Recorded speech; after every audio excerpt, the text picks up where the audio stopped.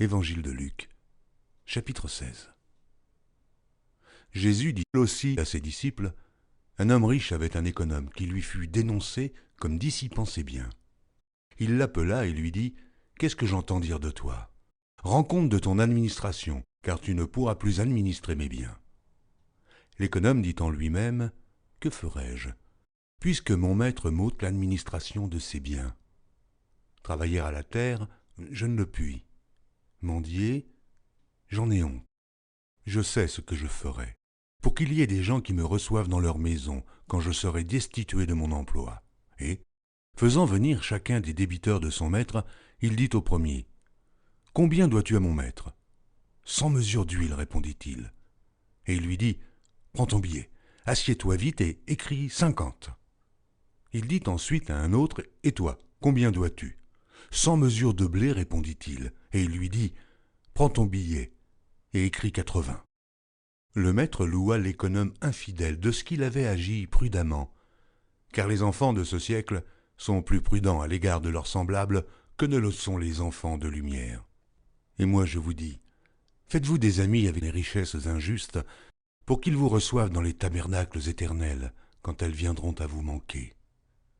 Celui qui est fidèle dans les moindres choses l'est aussi dans les grandes, et celui qui est injuste dans les moindres choses l'est aussi dans les grandes.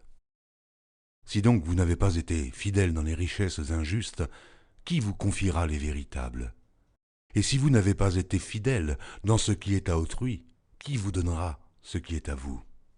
Nul serviteur ne peut servir deux maîtres, car ou il haïra l'un et aimera l'autre, ou il s'attachera à l'un et méprisera l'autre. Vous ne pouvez servir Dieu et Mammon. Les pharisiens qui étaient avares écoutaient aussi tout cela, et ils se moquaient de lui. Jésus leur dit, « Vous cherchez à paraître juste devant les hommes, mais Dieu connaît vos cœurs. Car ce qui est élevé parmi les hommes est une abomination devant Dieu. La loi et les prophètes ont subsisté jusqu'à Jean. Depuis lors, le royaume de Dieu est annoncé, et chacun use de violence pour y rentrer. Il est plus facile que le ciel et la terre passent, qu'il ne l'est qu'un seul trait de lettre de la loi vienne à tomber. Quiconque répudie sa femme et en épouse une autre commet un adultère, et quiconque épouse une femme répudiée par son mari commet un adultère.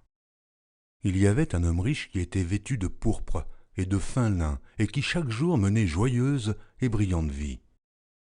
Un pauvre nommé Lazare était couché à sa porte, couvert d'ulcères, et désireux de se rassasier des miettes qui tombaient de la table du riche, et même les chiens venaient encore lécher ses ulcères. Le pauvre mourut, et il fut porté par les anges dans le sein d'Abraham. Le riche mourut aussi, et il fut enseveli. Dans le séjour des morts, il leva les yeux, et tandis qu'il était en proie au tourment, il vit de loin Abraham et Lazare dans son sein. Il s'écria, « Père Abraham, aie pitié de moi, et envoie Lazare pour qu'il trempe le bout de son doigt dans l'eau et me rafraîchisse la langue, car je souffre cruellement dans cette flamme. » Abraham répondit, « Mon enfant, souviens-toi que tu as reçu tes biens pendant ta vie, et que Lazare a eu les maux pendant la sienne. Maintenant il est ici consolé, et toi tu souffres. D'ailleurs, il y a entre nous et vous un grand abîme, afin que ceux qui voudraient passer d'ici vers vous, ou de là vers nous, ne puissent le faire. » Le riche dit, « Je te prie donc, père Abraham, d'envoyer Lazare dans la maison de mon père, car j'ai 5 frères. C'est pour qu'il leur atteste ces choses, afin qu'ils ne viennent pas aussi dans ce lieu de tourment. » Abraham répondit, « Ils ont Moïse et les prophètes, qu'ils les écoutent. » Et il dit, « Non, père Abraham, mais si quelqu'un des morts va vers eux, ils se repentiront. » Et Abraham lui dit, « S'ils n'écoutent pas Moïse et les prophètes, ils ne se laisseront pas persuader quand même quelqu'un des morts ressusciterait. »